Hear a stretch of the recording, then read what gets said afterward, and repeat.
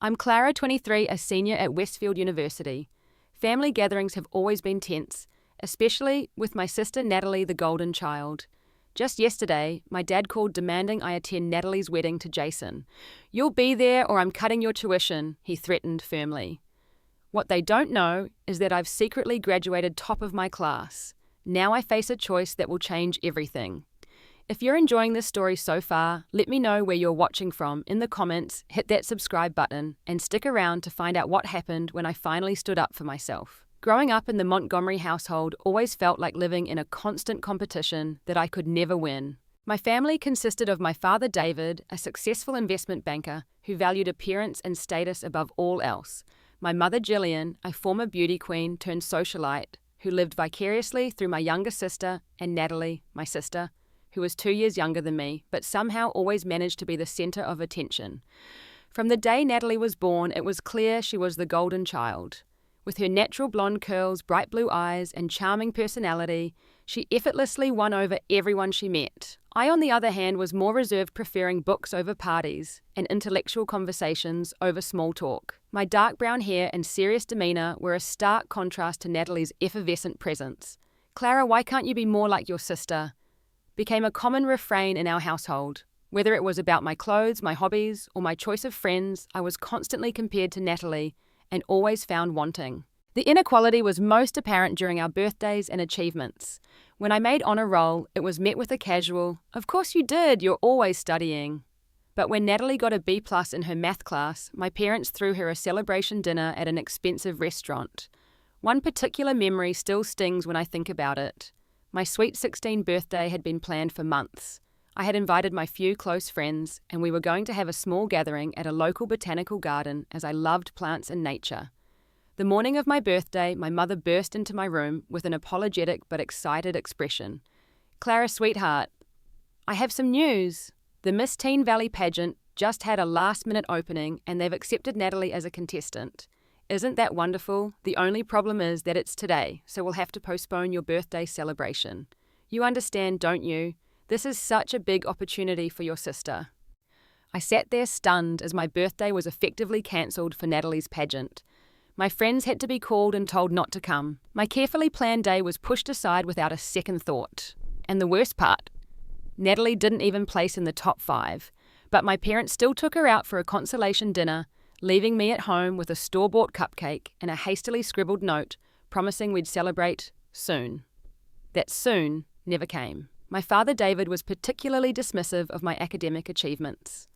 When I brought home straight A's, his response was usually, "That's what you're supposed to do, Clara. You're smart, that's your thing." As if my intelligence was a given, not something I worked hard for, not something worthy of praise or recognition. Meanwhile, Natalie grew up with the mentality that the world revolved around her.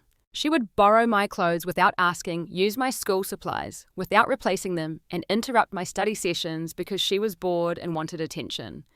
If I ever complained, my mother would sigh and say, "She's your little sister, Clara. Can't you just be more understanding?"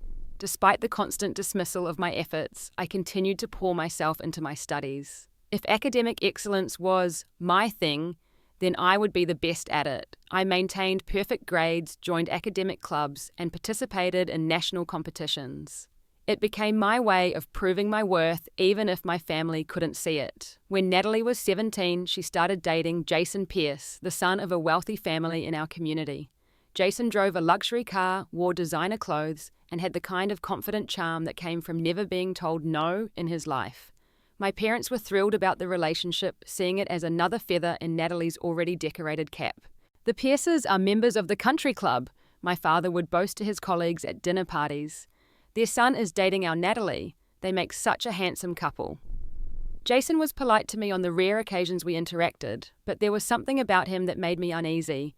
Perhaps it was the way he flashed his credit card when picking up Natalie, or how he seemed more interested in her looks than her thoughts. But my concerns were brushed off as jealousy whenever I tried to voice them. "Not everyone can date someone like Jason, Clara," my mother once said with a pitying look. "Some people are just naturally more compatible with success." By the time I was finishing high school, I knew I needed to get away. I applied to colleges that were far from home, seeking not just education, but escape from the constant shadow of being Natalie's sister. When I received an acceptance letter from Westfield University, a prestigious school across the country with a partial scholarship, I felt like I could finally breathe. My parents seemed almost relieved that I would be going away. Westfield. That's a good school, my father had said, nodding with mild approval. We'll help with tuition, of course. It's important to have a good education to fall back on. The implication was clear, unlike Natalie, who could rely on her beauty and charm to secure her future. I would need an education to fall back on. It was both an insult and a backhanded compliment, but I took it. Any support was better than none, and I was determined to make the most of my opportunity, even if it came with strings attached. As I packed my bags for college, I couldn't help but feel a mixture of excitement and sadness. Excitement for the new beginning that awaited me, and sadness that my own family couldn't see my worth. I promised myself that at Westfield things would be different. I would find people who valued me for who I was, not who they wanted me to be. Little did I know that this decision to leave would set in motion a series of events that would eventually force me to stand up for myself in ways I never thought possible. Arriving at Westfield University felt like stepping into a different world. For the first time in my life, I wasn't simply Natalie's sister, but Clara Montgomery, a person in my own right. The campus was beautiful with ivy-covered buildings and tree-lined paths that felt worlds away from the competitive atmosphere of my childhood home.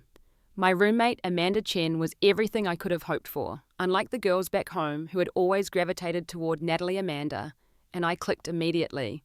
She was studying pre-med, had a wicked sense of humour, and most importantly, had no preconceived notions about who I was or who I should be. "You're into classical literature. That's awesome!" she exclaimed when she saw me unpacking my collection of Jane Austen and Dostoevsky. "I'm more of a science nerd myself, but maybe you can recommend something that won't go completely over my head." That first conversation blossomed into a friendship that would sustain me through the next 4 years. Soon Amanda introduced me to her study group, Thomas, a philosophy major with a passion for debate, Zoe, a computer science prodigy who could hack into almost anything, and Daniel, a soft-spoken art student whose sketches captured emotions better than words ever could. For the first time, I was surrounded by people who valued intellect, creativity, and authenticity. They didn't care what I wore or if I preferred quiet evenings in the library to wild parties. They appreciated me for exactly who I was. My academic life flourished at Westfield. Free from the constant comparisons to Natalie, I discovered a genuine love of learning. My professors noticed my dedication, and by the end of my freshman year, Dr. Patterson, my English literature professor, pulled me aside after class. "Clara, your analysis of Woolf's symbolism was exceptional," she said, her eyes bright with approval. "Have you considered applying for the department's honours program? With your insight and work ethic, you would be a perfect candidate." I remember standing there momentarily speechless, not because I doubted my abilities, but because I wasn't used to having them recognised and celebrated. It was a turning point for me, the first time I truly understood that my intelligence wasn't just my thing, but a genuine gift that could open doors. By my sophomore year, I had secured a coveted internship at Carter & Bloom, one of the most prestigious law firms in the city. The position was usually reserved for juniors or seniors, but my GPA and recommendation letters had impressed the hiring committee. The internship not only provided valuable experience, but also a small stipend that allowed me to be less dependent on my parents' financial support. Meanwhile, my relationship with my family grew increasingly distant. I went home only for major holidays, dreading the inevitable questions about why I wasn't more social at college, or comments about how Natalie was thriving in her modelling career despite barely attending her classes at the local community college. During one Thanksgiving break, my mother flipped through my photos from campus with a frown. "Don't you go to any parties, Clara? All these pictures are of you in libraries or at museums. College is supposed to be fun, you know." "I am having fun, Mom," I tried to explain. "I enjoy my classes and my friends. We just have different ideas of what's fun." She sighed the way she always did when I disappointed her. "Well, Natalie's been invited to the Wilsons' holiday gala. Jason will be her escort, of course. They've become quite the couple around town. It was always like this, conversations that somehow always circled back to Natalie and her social successes. I'd leave these visits feeling drained and slightly relieved to return to the sanctuary of my campus life. It was during my junior year that I met Michael Reeves. We were paired together for a research project in our advanced economic theory class, and unlike most of the business majors who saw the class as a requirement to endure, Michael shared my enthusiasm for the material. With dark-rimmed glasses and a quiet confidence, he challenged my ideas in ways that made me think deeper rather than feel defensive. Our study sessions gradually extended beyond the library's closing hours, continuing over coffee and late-night diner meals. By the time the semester ended, we had not only earned the highest grade on our project, but also fallen into a relationship that was as intellectually stimulating as it was emotionally supportive. "You know what I like about you, Clara?" Michael said one evening as we walked hand in hand across the snow-covered campus. "You're authentic. You don't try to be anyone other than exactly who you are." His words warmed me more than any compliment about my appearance ever could have. Michael truly saw me, and valued precisely the parts of myself that had always been overlooked at home. It was also during my junior year that I learned about Westfield's accelerated graduation program. The program allowed high-achieving students to complete their degree requirements in less time by taking additional courses and completing a comprehensive thesis. Graduating early would mean finishing in December of what would typically be my senior year, a full semester ahead of schedule. I applied without telling my family, partly because I wanted to prove I could do it on my own, but also because I knew they wouldn't see it as the achievement it was. In their eyes, rushing through college would just be another example of me choosing academics over living life to the fullest, as Natalie apparently did. When I received my acceptance into the accelerated program, Michael took me out to celebrate at the nicest restaurant in town. "To Clara," he toasted, raising his glass. "The most determined person I know. Westfield won't know what hit them." Amanda and my other friends were equally supportive, helping me manage my increased workload and providing emotional support when the pressure mounted. It was a stark contrast to the reaction I imagined my family would have had. To supplement my income and build up savings, I took on a part-time job at the university's Alumni Relations Office. Between classes, my thesis work, and my job, I had little free time, but I was driven by a clear purpose to graduate with honors, secure a good job, and finally achieve the independence I craved. I was building a life based on my own values and aspirations, not the expectations of others. For the first time, I was making decisions solely for myself. I had no idea that soon I would be forced to make one of the hardest choices of all, one that would finally bring the tensions with my family to a breaking point. The news of Natalie's engagement came via an exuberant phone call from my mother in early April of my accelerated senior year. I was in the middle of research for my thesis when my phone lit up with her name. "Clara, the most wonderful thing has happened," my mother gushed before I could even say hello. "Jason proposed to Natalie last night. They're getting married in June. Isn't it perfect? She'll be such a beautiful bride." I struggled to formulate an appropriate response. Jason and Natalie had been dating for only about 6 months, and from what little I knew, their relationship seemed based primarily on superficial compatibility rather than genuine connection. "That's very fast, Mom. Are they sure they're ready?" I finally managed to ask. My mother's tone instantly cooled. "Of course they're ready. When you know, you just know. Not everything needs years of analysis, Clara. Some people actually follow their hearts."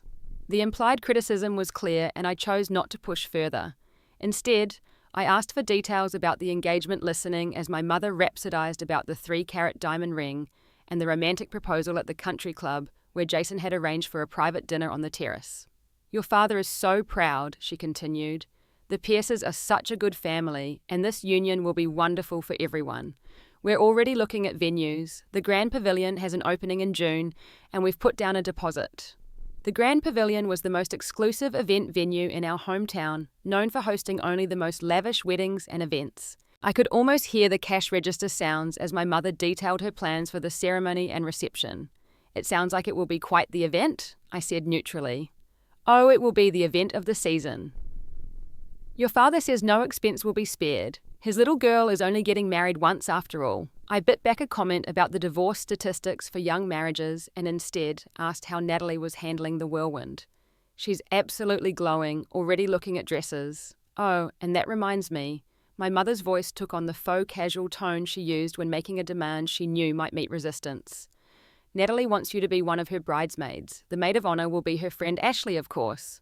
But she said, having her sister in the bridal party is important." I doubted very much that this had been Natalie's idea rather than my mother's, but I agreed nonetheless. Despite our differences, Natalie was still my sister, and I wanted to support her if this was truly what she wanted. What I didn't anticipate was the barrage of wedding-related obligations that would follow. My mother began calling daily with updates, questions, and demands.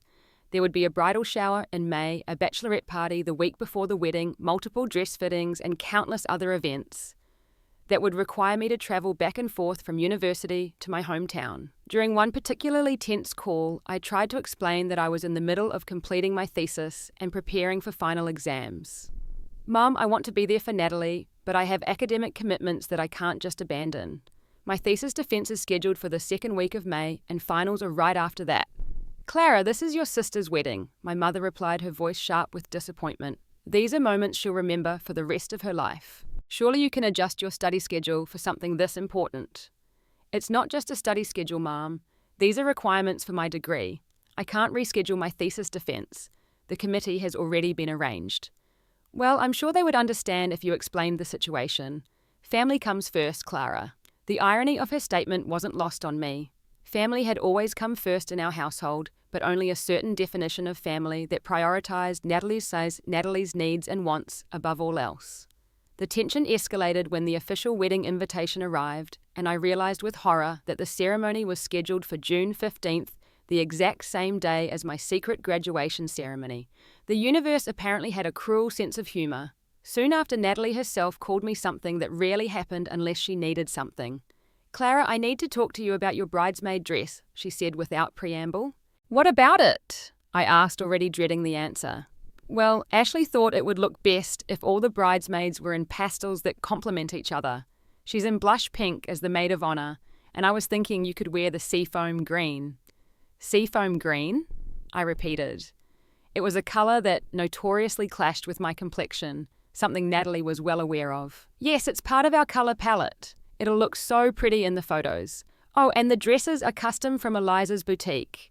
Your portion will be about $600, but it's a dress you can totally wear again." I silently doubted that I would ever have occasion to wear a seafoam green formal gown again, but I agreed to the expense, knowing it wasn't worth the argument. The financial demands didn't stop there. There was the expectation of an expensive bridal shower gift contribution to the bachelorette party expenses, and of course, a significant wedding present. For someone living on a student budget, these costs were substantial, but any mention of financial constraints was met with comments about priorities and sacrifices. As the wedding preparations consumed more and more of my family's attention, I noticed something concerning my parents appeared to be spending far beyond their means. My father had always been financially comfortable, but not extravagantly wealthy. Yet the wedding they were planning for Natalie would cost well into the six figures. During a rare phone conversation with my father about my tuition payment for the final semester, he sounded uncharacteristically stressed. "We might have to delay the payment a bit, Clara. There have been some unexpected expenses with the wedding. The venue required a larger deposit than we anticipated, and the flower arrangements Natalie wants are specially imported." "Dad, I need that payment for registration," I said, trying to keep the alarm out of my voice. "If it's late, I might lose my spot in some classes." Classes that were essential for my accelerated graduation, though he didn't know that. "It's just a matter of timing, Clara," he said dismissively. "The money for Natalie's wedding needs to go out now, and your tuition isn't due for another few weeks. It will all work out. You worry too much." I hung up the phone, feeling a knot of anxiety in my stomach. My father had never been cavalier about financial obligations before. It made me wonder just how much this wedding was costing and whether my tuition was being jeopardized for Natalie's perfect day. The situation left me feeling increasingly trapped between my commitment to my education and the expectations of my family. Something would have to give, and I was starting to realize that I would eventually have to make a choice that would likely disappoint someone. What I didn't know yet was just how dramatic that choice would become. The call from my father came on a Thursday evening in late April, just as I was finishing a study session in the library. Seeing his name on my phone screen was unusual enough to give me pause. My father rarely called me directly, preferring to let my mother handle family communications. "Hello," I answered, stepping outside into the cool spring air for privacy. "Clara, we need to talk about your sister's wedding." My father's voice was stern, the tone he used for serious business discussions rather than family matters. No greeting, no asking how I was doing, just straight to the point. "What about it?" I asked, though I had a sinking feeling I already knew. "Your mother tells me you're being difficult about the bridesmaid duties and have been making excuses about not attending the pre-wedding events. This is unacceptable. Natalie is very upset. I took a deep breath, trying to maintain my composure. Dad, I'm not being difficult. I've explained repeatedly that I'm in the middle of finals and my thesis defense. These are crucial for my graduation. You've always used academics as an excuse to avoid family obligations, he said dismissively. This is your sister's wedding, Clara. It's a once-in-a-lifetime event and you're making it about yourself again. The unfairness of his accusations stung. I had never used academics as an excuse. My education was a legitimate priority, one that my parents themselves had supposedly valued. I'm not making it about me, I replied, struggling to keep my voice steady. I'm trying to balance my responsibilities. I've already agreed to be a bridesmaid, pay for the expensive dress, and attend the wedding. I just can't make it to every pre-wedding event without jeopardizing my degree. There was a pause, and then my father's voice took on a harder edge. Clara, let me be very clear. You will attend the bridal shower next weekend. You will participate in the bachelorette party, and you will fulfill all your duties as a bridesmaid with enthusiasm and support. If you can't do that, then perhaps we need to reconsider our financial support for your education. The threat hung in the air, stark and unmistakable. Are you threatening to cut my tuition if I don't attend every wedding event? I asked, hardly believing what I was hearing. I'm saying that if family isn't a priority for you, then perhaps our financial support shouldn't be a priority for us. Your mother and I work hard to pay for your education, Clara. The least you can do is support your sister during the most important time in her life. My mind raced. What my father didn't know was that I was set to graduate in just over a month, making his financial leverage essentially moot. But revealing that now would raise too many questions about why I had kept it secret and potentially create even more family drama before Natalie's wedding. Dad, you know, education is important to me. It's what you've always encouraged, I said, trying to appeal to his sense of reason. What's important is showing up for your family, he countered. Your sister has always been there for you. I almost laughed at the absurdity of this statement. Natalie had never been there for me in any meaningful way, but arguing this point would only escalate the situation. I have exams scheduled that I can't reschedule, I explained, trying a different approach. And my thesis defense date is set by the department, not by me. Then you need to speak with your professors and explain the situation. Family emergencies happen all the time and accommodations are made. This is your choice, Clara. Be there for your sister and continue with our support, or prioritize your exams over family and deal with the consequences. With that ultimatum delivered, he ended the call, not even giving me a chance to respond. I stood outside the library, phone still in hand, feeling a mixture of shock, anger, and a strange sense of clarity. This wasn't just about Natalie's wedding anymore. It was about a pattern of conditional love and support that had defined my entire relationship with my parents. When I returned to my apartment, I found Michael and Amanda sitting in the living room, both looking up expectantly as I walked in. You okay? Michael asked immediately, noticing my distress. You look like you've seen a ghost. I collapsed onto the couch between them and recounted my conversation with my father. He actually threatened to cut your tuition, Amanda exclaimed, outrage clear in her voice. Over a bridal shower? That's insane. It is as is. The thing is, I said, running my hands through my hair in frustration. He doesn't even know I'm graduating early, so his threat is kind of empty, but I can't tell him that without explaining why I kept it secret. Michael took my hand, his expression thoughtful. What do you want to do, Clara? Not what your family wants. Not what seems easiest, but what do you actually want? It was such a simple question, yet no one had really asked me that before. What did I want? I want to graduate, I said firmly. I've worked too hard to miss my own graduation ceremony, and honestly, I'm tired of always being expected to sacrifice my needs for Natalie's wants. I'm tired of being valued less. Then that's what you should do, Michael said simply. Attend your graduation, you've earned it. But what about the fallout? My parents will be furious. They might be, Amanda acknowledged. But you're an adult, Clara. You're about to have a college degree and enter the professional world. At some point, you need to start making decisions based on what's right for you, not what will please your family. Besides, Michael added, you've been offered that job at Barrett Consulting starting in July. You'll be financially independent regardless of what your father decides about tuition. They were right, of course. I had options now that I hadn't had before. I wasn't the same dependent teenager who had left for college 4 years ago, desperate for approval and afraid to rock the boat. Over the next few days, I carefully considered my options. I could acquiesce to my father's demands, attend all the wedding events, miss my own graduation, and maintain the status quo of our dysfunctional family dynamics. Or I could take a stand, attend my graduation, and face whatever consequences came my way. In the end, the decision wasn't as difficult as I had anticipated. Years of being the afterthought, the lesser sister, the one whose achievements were expected rather than celebrated, had built a reservoir of determination within me. I would attend my graduation. I would celebrate my achievement with the people who had actually supported me through it, and I would deal with my family afterward. I crafted a carefully worded email to my family explaining that due to unavoidable academic commitments, I would not be able to attend the bridal shower or bachelorette party, but would absolutely be present for the wedding itself. I was diplomatic but firm, apologizing for any disappointment, but not backing down. The response was swift and predictable. A flurry of angry calls and texts accusing me of selfishness, of ruining Natalie's special time, of always thinking I was better than everyone. I let the messages accumulate without responding. For once in my life, I was choosing myself, and despite the anxiety about the confrontation that would inevitably come, it felt surprisingly liberating. The morning of my graduation dawned bright and clear, as if the universe itself was celebrating with me. I stood in front of the mirror in my apartment, adjusting the cap on my head and smoothing down the front of my gown. The summa cum laude cords draped around my neck were a vibrant testament to 4 years of dedication and hard work. "You look perfect," Amanda said, snapping a photo with her phone.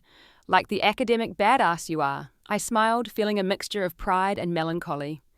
This should have been a day shared with family, a day when my parents could see the culmination of their investment in my education. Instead, they were hundreds of miles away, helping Natalie prepare for her bachelorette party, completely unaware that their older daughter was about to graduate at the top of her class. "Any regrets?" Michael asked softly as he drove us to campus, reaching over to squeeze my hand. I thought about it for a moment.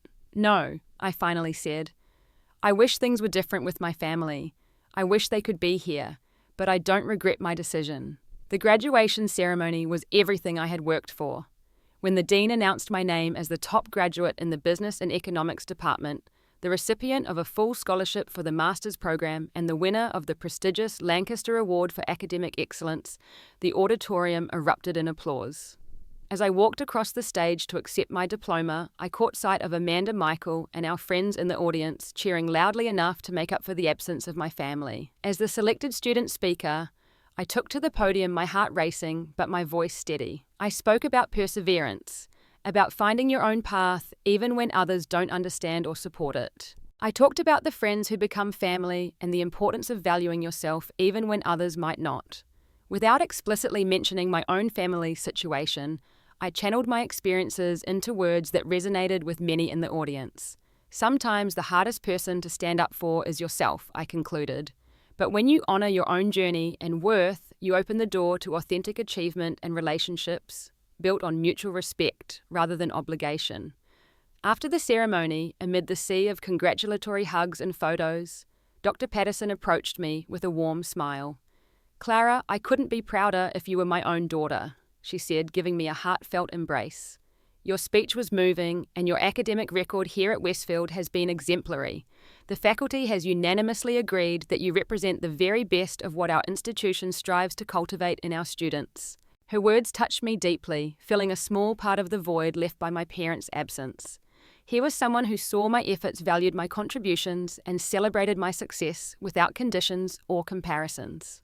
That evening, Michael had arranged a small celebration dinner with our closest friends at my favourite restaurant. The table was decorated with blue and silver balloons, Westfield's colours, and everyone had pitched in to buy me a beautiful leather portfolio engraved with my name and graduation date. "A proper tool for a future business mogul," Thomas declared as I unwrapped it. As we shared food stories and laughter, my phone continuously vibrated with messages from my family. Missed calls from both parents, increasingly angry texts, asking why I wasn't at Natalie's bachelorette party, and finally a terse message from my father. "Your mother is in tears. Natalie is devastated. I warned you about the consequences of your choices. Don't expect any more tuition payments. I hope whatever was so important today was worth destroying your relationship with your family." I showed the message to Michael, who read it with a deep frown. "Are you okay?" He asked, genuine concern in his eyes. Surprisingly, I was. There was a certain relief in having the threat finally executed and no longer having to live under the shadow of conditional support. Yes, I answered honestly. I'm okay. They don't know that I've already graduated, that I have a job lined up, that I have a full scholarship for my master's program if I decide to pursue it. Their leverage only worked because I let it work. So what's your plan? Amanda asked, having overheard our conversation. I'll still go to the wedding, I decided. Not as a bridesmaid at this point, since I've apparently been fired from that position, but as a guest. I owe Natalie that much, even if she wouldn't do the same for me. And then afterward, I'll tell them about my graduation, my job, and my scholarship. I'll let them know that I'm going to be fine, with or without their support. The rest of the evening passed in a blur of toasts, photos, and genuine celebration. For the first time in my academic career, I was fully present in the moment of my achievement, not worrying about how to translate it into terms my family would value or understand. As I fell asleep that night, diploma safely stored in its holder on my desk, I felt a sense of peace I hadn't expected. Tomorrow would bring new challenges, and the confrontation with my family was still ahead, but for now I had honoured my own journey, and that felt like the most important graduation of all. The day of Natalie's wedding arrived hot and humid, typical for June in our hometown.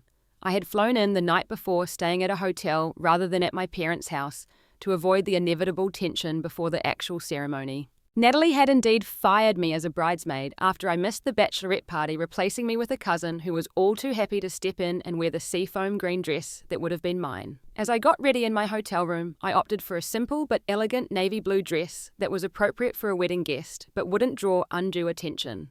The last thing I wanted was to create a scene or take any focus away from Natalie's day. Michael had insisted on accompanying me for moral support, and I was immensely grateful for his presence as we pulled up to the grand pavilion. The venue was as opulent as my mother had described, with a sweeping staircase leading to the main entrance, meticulously landscaped gardens, and staff in formal attire directing guests. Ready? Michael asked as he turned off the car engine. I took a deep breath. As ready as I'll ever be. We checked in at the guest table, where the attendant's eyes widened slightly when I gave my name. Oh, Miss Montgomery, you're seated at table 18 near the back. I smiled politely, pretending not to notice that I'd been relegated to the distant acquaintances section, despite being the bride's sister.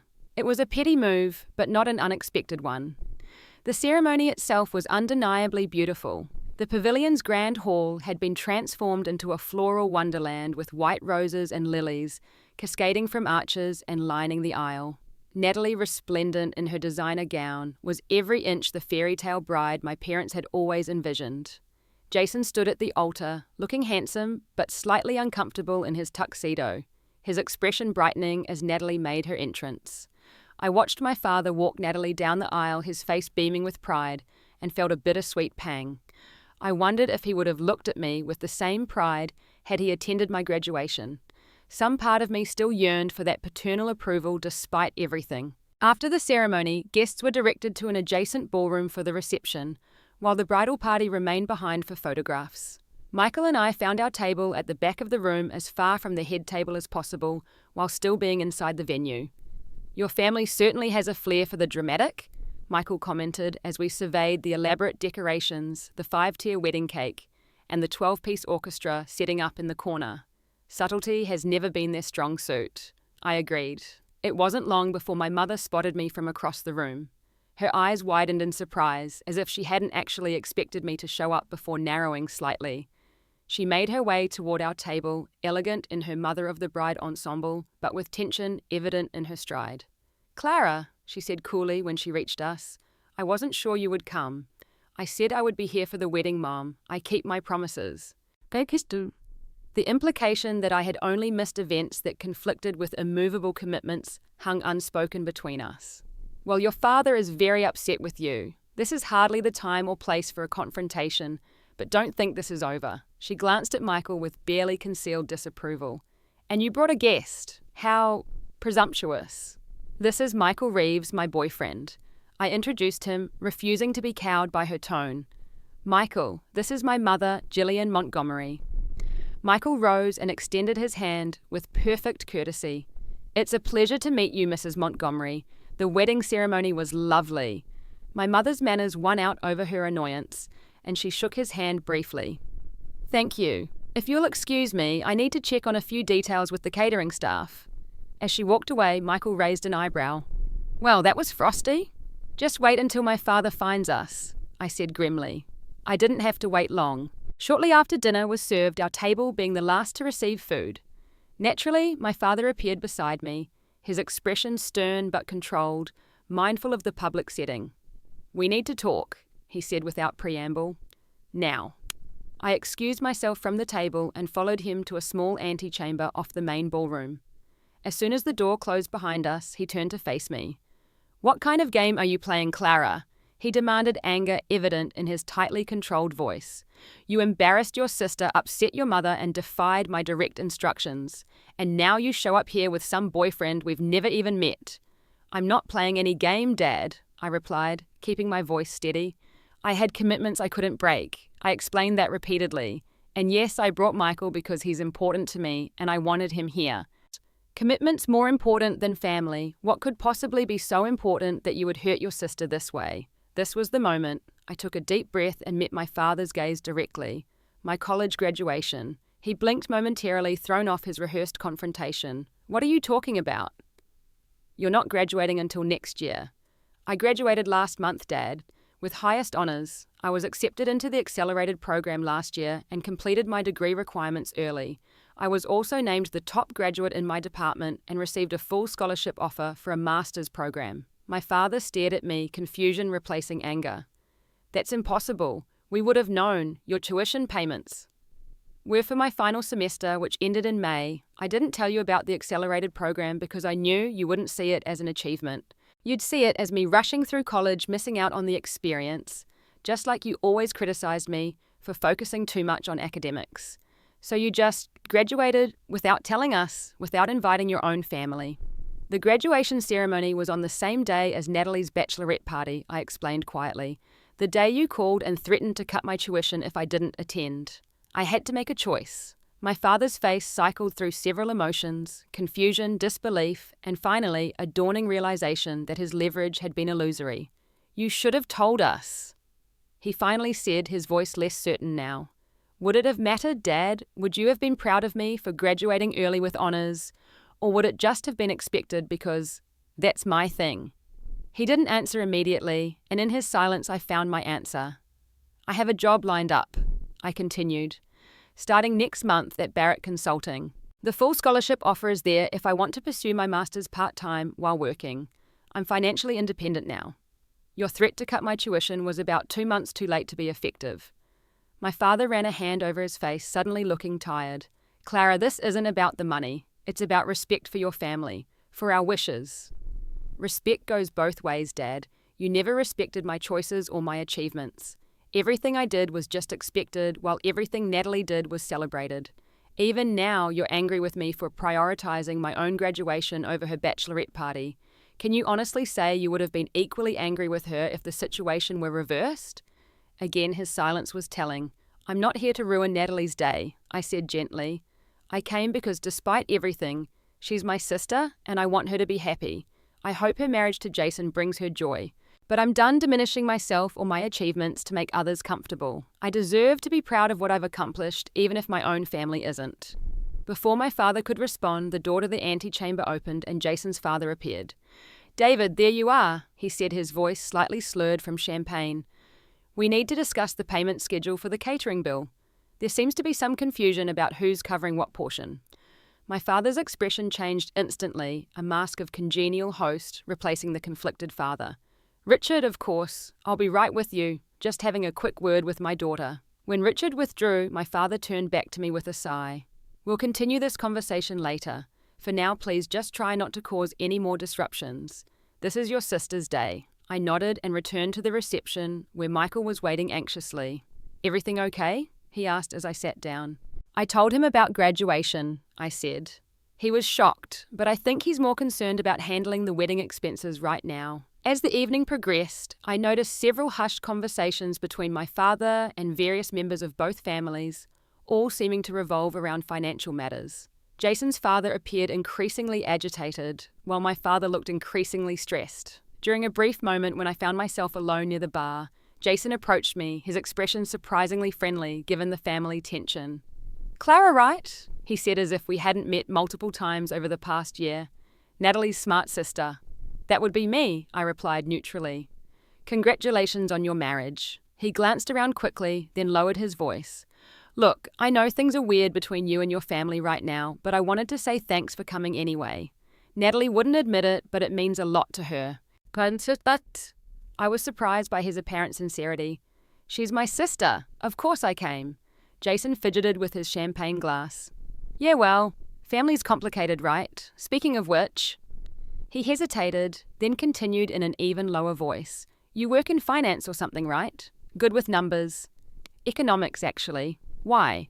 Just, your dad seems pretty stressed about some of the wedding costs. My old man isn't helping, keeps changing what he's willing to cover. Between us, I'm kind of in a tight spot financially right now.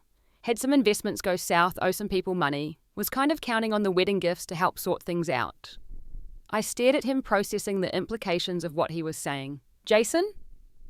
Are you telling me you're in debt and we're planning to use wedding gifts to pay it off? He had the grace to look slightly embarrassed. It's not as bad as it sounds, just a temporary cash flow issue. But maybe don't mention this conversation to Natalie. She's not great with financial stuff. Before I could respond, Jason was called away by his best man, leaving me with this concerning information. I debated whether to tell my parents, but decided against it. They had made their choice to support this marriage despite the obvious red flags. And after our earlier conversation, I doubted my father would be receptive to financial advice from me. Instead, I resolved to keep a protective eye on Natalie from a distance. Whatever our differences, she was still my sister, and I didn't want to see her hurt by Jason's apparent financial irresponsibility. For the remainder of the reception, I maintained a polite distance from my family, dancing with Michael, chatting with distant relatives, and generally trying to be a supportive presence without causing further tension. When it came time for Natalie to throw the bouquet, I strategically positioned myself at the back of the group, ensuring I wouldn't catch it and create an awkward moment. As Michael and I prepared to leave, my mother approached us once more, her expression softer than earlier. Clara, she said, her voice slightly strained. Your father told me about your graduation. I wish you had shared that with us. Would it have changed anything, Mom? Would you have chosen my graduation over Natalie's bachelorette party? She didn't answer directly, which was answer enough. You've always been so independent, so self-sufficient. Sometimes it's hard to know what you need from us. Maybe just the same celebration and acknowledgement you give Natalie, I suggested gently. That would be a start. She nodded slowly, though I couldn't tell if my words had truly registered. Well, congratulations on your graduation and your job. Your father mentioned that too. Thank you, Mom. Mathieu. Will you come by the house before you leave town? There are some things we should discuss as a family. I agreed, though, with limited expectations for any real change in our family dynamics. Rome wasn't built in a day, and decades of established patterns wouldn't shift overnight. But it was a start, a small crack in the wall of misunderstanding that had separated us for so long. As Michael and I drove back to the hotel, I felt a strange mixture of exhaustion and peace. The confrontation I had feared for so long had finally happened, and while it hadn't resulted in a dramatic family reconciliation, it had allowed me to stand in my truth. For the first time, I had spoken openly about how their treatment had affected me, and for the first time they had actually listened. It wasn't everything, but it was something. A beginning, perhaps, rather than an end. 6 months after Natalie's wedding, I sat in my new apartment in the city, a space I had furnished myself with my own salary from Barrett Consulting. The view wasn't spectacular. The furniture was mostly second-hand, but it was mine earned through my own efforts and reflecting my own taste. Michael lived just a few blocks away, close enough for regular visits, but with the independence we both valued.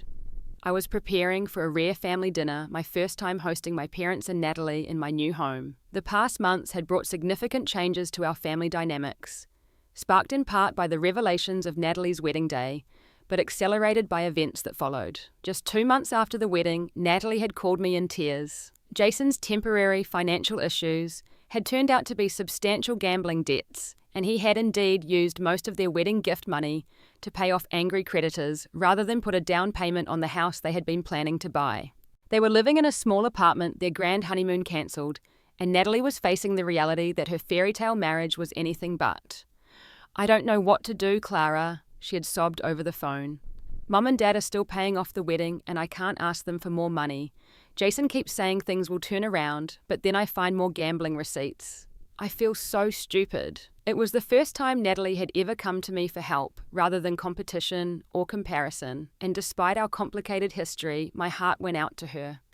I had invited her to visit me for the weekend, and over cups of tea at my kitchen table, we had the first honest conversation of our adult lives. I was always so jealous of you, Natalie admitted, surprising me. You always knew exactly who you were and what you wanted. You never seemed to care what anyone thought. I felt like I had to be perfect all the time, had to be what Mum and Dad wanted because that's all I had. I was jealous of you too, I confessed. Everyone loved you instantly. You were the favourite, the golden child. Nothing I did ever seemed good enough in comparison. I never felt like the favourite, she said, wiping away tears.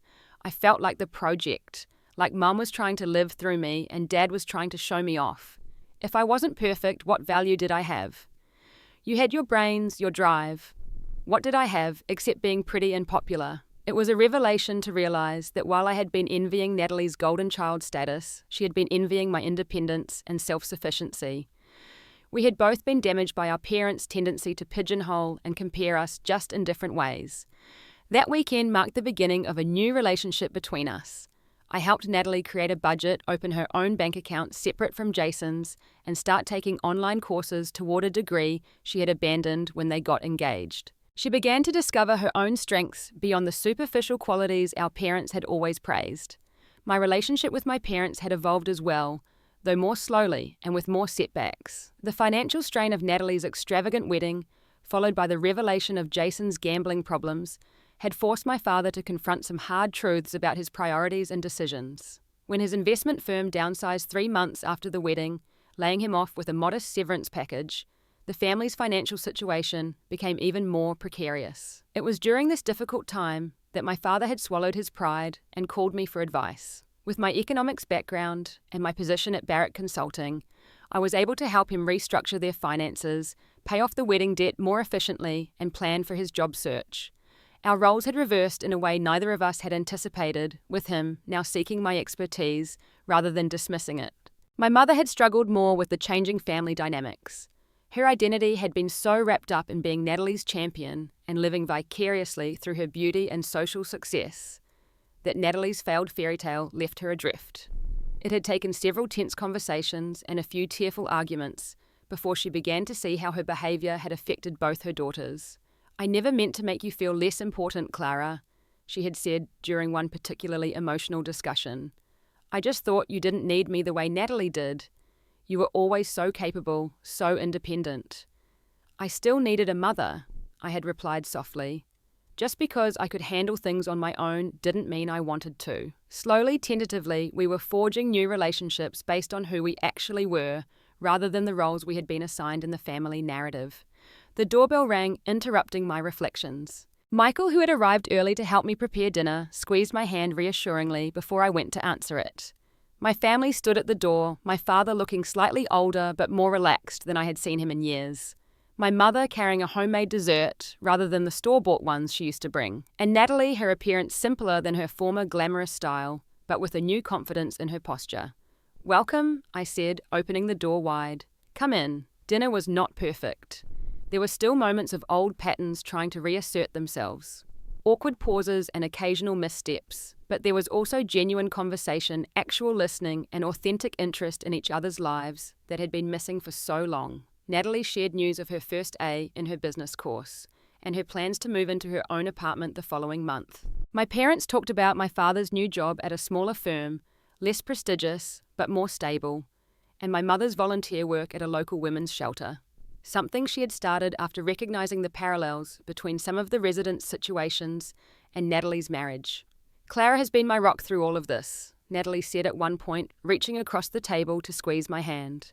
I don't know what I would have done without her. The compliment was genuine, without the competitive edge that had colored our interactions for so long. I squeezed her hand back, feeling a surge of protective love for my younger sister that had been buried under rivalry and resentment for too many years. After dinner, as we sat in my small living room with cups of coffee, my father cleared his throat. Clara. He said, his voice more tentative than I could ever remember hearing it. "Your mother and I have been thinking. We never properly celebrated your graduation, your new job, all that you've accomplished. We'd like to have a small gathering if you'd allow it. Nothing extravagant, just family and close friends to recognize your achievements." I was momentarily speechless, touched by the gesture, even as a part of me noted the irony of finally receiving recognition I had craved for so long now that I no longer needed it to validate my worth. "I'd like that, Dad," I said simply. As the evening wound down and my family prepared to leave, I found myself standing in the doorway with Michael at my side, watching them walk to their car. It struck me how much had changed in just 6 months. The family that had once made me feel invisible was now seeing me clearly, perhaps for the first time. The healing wasn't complete, and perhaps it never would be entirely. There were scars that would always remain from years of feeling less valued, less important. But there was also growth, understanding, and a new foundation being built on honesty rather than expectations and appearances. "You okay?" Michael asked softly, his arm around my waist. "Yeah," I replied, leaning into his embrace. "I am." The journey had been painful, but it had led me to this moment of peace and self-acceptance. I had learned that standing up for myself didn't mean losing my family, but rather creating the possibility for more authentic relationships. I had discovered that my worth wasn't defined by my family's recognition, but that didn't make their belated acknowledgement any less meaningful. Most importantly, I had learned that sometimes the bravest thing you can do is to honor your own journey, even when others don't understand it. That being true to yourself opens doors to relationships built on mutual respect rather than obligation or comparison. And that authentic success comes not from meeting others' expectations, but from defining and achieving your own vision of fulfillment. As I closed the door and turned back to my apartment to the life I had built for myself, I felt a profound gratitude for the path that had brought me here, challenges and all. It wasn't the path I had expected, but it was undeniably mine. And that made all the difference. I hope my story resonated with you today. Have you ever had to make a difficult choice between pleasing family and doing what's right for yourself? Let me know in the comments below. And if this story touched you, please like, subscribe, and share it with someone who might need to hear that it's okay to stand in your own truth. Thank you for listening, and remember, your worth isn't determined by others' recognition of it. It's always been within you, waiting to be claimed.